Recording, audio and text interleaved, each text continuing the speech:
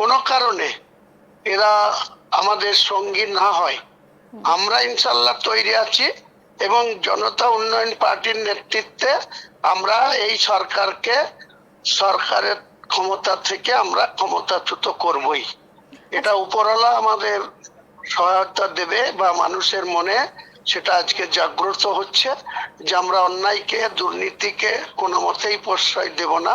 বাংলার মাটিতে আজকে দুর্নীতিগ্রস্ত সরকার প্রতিষ্ঠা হয়ে আছে, সেটাকে শিকড় সহ উপড়িয়ে ফেলতে হবে, নাহলে বাংলার মানুষ আগামী দিনে আরো বেশি ক্ষতিগ্রস্ত হবে। সেই তাদের ক্ষতি যাতে না হয়, বাংলার মানুষ যাতে সম্পৃক্তি রেখে, বাংলার মানুষ যাতে শিক্ষা, স্বাস্থ্য, পানীয় জল, বিদ্যুৎ, নিত্য প্রয়োজনীয় যে সমস্ত জিনিস যেখান থেকে আজকে মানুষ পরিষেবা পাচ্ছে, কিন্তু সেই পরিষেবা পাওয়ার পরেও মানুষের ওপরে অঘোষিত একটি জুলুম চলছে, তোলাবাজি চলছে। রাস্তায় যে কোনো গাড়ির যারা চালক তাদেরকে জিজ্ঞেস করুন যে মমতা ব্যানার্জির পুলিশ এবং এক শ্রেণীর মমতা ব্যানার্জির ক্যাডাররা বীরভূম থেকে শুরু করে যে কোনো জেলায়, বর্ধমান থেকে শুরু করে যেখানে কোলফিল্ড এলাকা, যেখানে স্টোন চিপ বা স্যান্ড,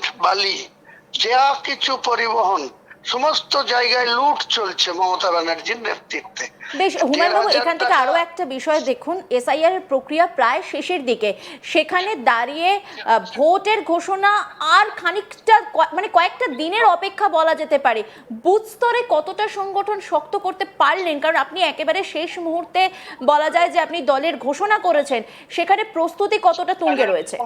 দেখুন, মানুষের একটা কথা আছে, ইচ্ছা থাকলে উপায় হয়। আর যদি টার্গেট এর মধ্যে সততা থাকে, যদি ন্যায় নিষ্ঠা থাকে, তাহলে সেটা মহান উপরওয়ালা সৃষ্টিকর্তাই তার পাশে থাকে। আমার যা মন হচ্ছে, যেখানে যাচ্ছি, বাংলার যে কোনো জেলায় যাচ্ছি, সেখানে মানুষ যেভাবে আমাদের সাড়া দিচ্ছে, যেভাবে আমাদের পাশে থাকার অঙ্গীকার করছে। আপনি যে প্রশ্ন তুলেছেন, নিশ্চয় একটা ইলেকশন মেশিনারিতে বুথের যদি লোক না থাকে, তাহলে ইচ্ছা থাকলেও মানুষ তাদের ভোট দিতে সংশয় হয় বা সমস্যা তৈরি হয়। আমার মনে হচ্ছে ভোট ডিক্লেয়ার হতে দিন, প্রায় 38 দিন 40 দিন আমরা সময় পাবো। সেই সময়ের মধ্যে পুরো পশ্চিম বাংলার 84,000 বুথের মধ্যেই আমাদের লোকজন থাকবে। আমরা অল আউট আমাদের জোট সঙ্গীদের নিয়ে বাংলার এই দুর্নীতিগ্রস্ত সরকারটাকে পরাস্ত করতে পারবো। হুমায়ুন দা, স্টুডিও থেকে সুজয় কথা বলছি এই মুহূর্তে কি আইএসএফ, বিশেষ করে নওশাদ সিদ্দিকীর সঙ্গে, আপনি প্রথম থেকে বলে আসছিলেন যে নওশাদ সিদ্দিকীকে সঙ্গে নিয়ে আপনি একটা জোট করে এ রাজ্যে নির্বাচনে লড়াই করবেন, কিন্তু এই মুহূর্তে নওশাদ সিদ্দিকীর সঙ্গে কি আপনার কোনো জোটে কোনো জটিলতা তৈরি হয়েছে? আইএসএফ এবং জনতা উন্নয়ন পার্টির মধ্যে এই মুহূর্তে কি কোনো জটিলতা তৈরি হলো? আমি জটিলতা হয়েছে কি হয়নি এটা আমি এই মুহূর্তে আপনাকে বলতে চাইছি না, কিন্তু নওশাদ ভাই যান, তিনি একটা সুন্দর পরিবারের থেকে এই পৃথিবীতে এসছেন, একদম নামজাদা একটা পরিবার থেকে, ফুরফুরা শরীফের পীরজাদাদের আওলাদ। তিনার পলিটিক্সে বয়স মাত্র 5 বছর, আমাদের পলিটিক্সে বয়স 43 বছর। কাজেই তিনি যে ধরনের রাজনীতি করতে চাইছেন, তিনার মানুষের কাছে যে গ্রহণযোগ্যতা রয়েছে, সেটা বেসিক্যালি 3-4টে জেলার মধ্যে সীমাবদ্ধ। এই 3-4টে জেলার মধ্যে তাও আবার আংশিক সমর্থক তিনার আছেন। আজকে রাজনীতি করতে গেলে যে ধরনের পরিবেশ পরিস্থিতির মোকাবেলা করতে হয়, সেই মোকাবেলা করার জন্য আজকের দিনে আমাদের নওশাদ ভাইজান পুরোপুরি তৈরি আছে বলে আমার মনে হয়নি। তাই তিনি যে দলটা অথৈ তলে ভাসছে, বামফ্রন্ট বা বিমান বাবুরা, বয়স হয়েছে, তিনার প্রতি আমার শ্রদ্ধা রয়েছে, কিন্তু সেই বিমান বাবুদের উপরে নির্ভর করে তিনি 50টা না 45টা সিটের ডিমান্ড করেছে।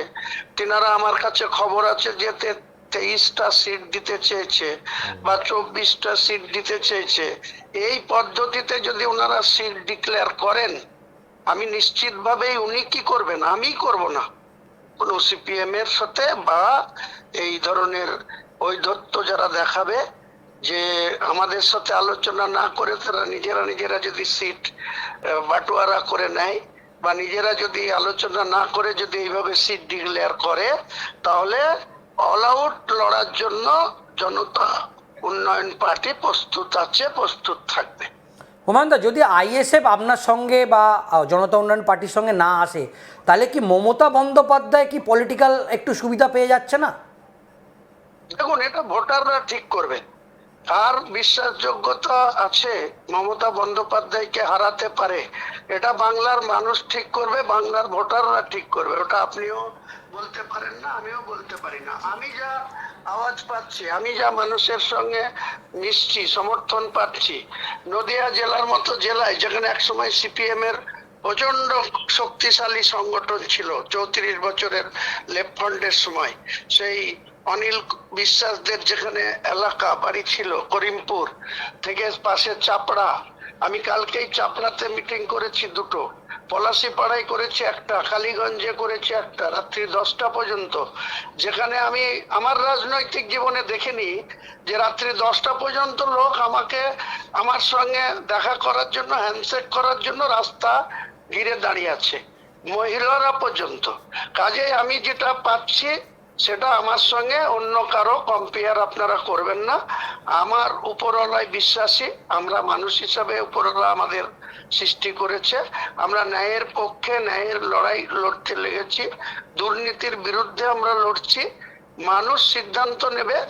আমি নওশাদ ভাইকে ছোট না করে বলছি, উনি যতটা ভুল পদ্ধতিতে বামফ্রন্টের সঙ্গে আঁকড়িয়ে থেকে বিমানবাবুদের উপরে ভরসা করে উনি যে রাস্তায় হাঁটছেন, নিজে নিজে যদি কোনো সিট শেয়ারিং ওনারা সিদ্ধান্ত নেয়, আমি এনাদের কোনো সিদ্ধান্ত সঙ্গে আমার কম্প্রোমাইজ করা সম্ভব হবে না। আমি অল আউট লড়বো এবং আমি আমার জনতা উন্নয়ন পার্টির পক্ষ থেকে 294টাই প্রার্থী দিতে যাব না, আমি 182টা আসনে প্রার্থী দেব এবং আমি আপনাকে বলছি ফার্স্ট ক্লাস জেস্ট পার্টি হব।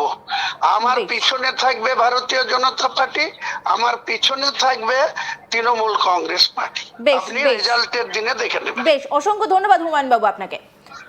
এই মুহূর্তে দাঁড়িয়ে যে ছবিটা আমরা দেখতে পাচ্ছি যে হুমায়ুন বাবু কিন্তু যথেষ্ট কনফিডেন্ট রয়েছেন। তিনি বলছেন যে তিনি সর্বাগ্রে থাকবেন, সবার আগে থাকবেন, তারপরে বিজেপি এবং তৃণমূল থাকবেন। তাই 2026-এর নির্বাচন যে জোর টক্কর হতে চলেছে সেটা কিন্তু বলবার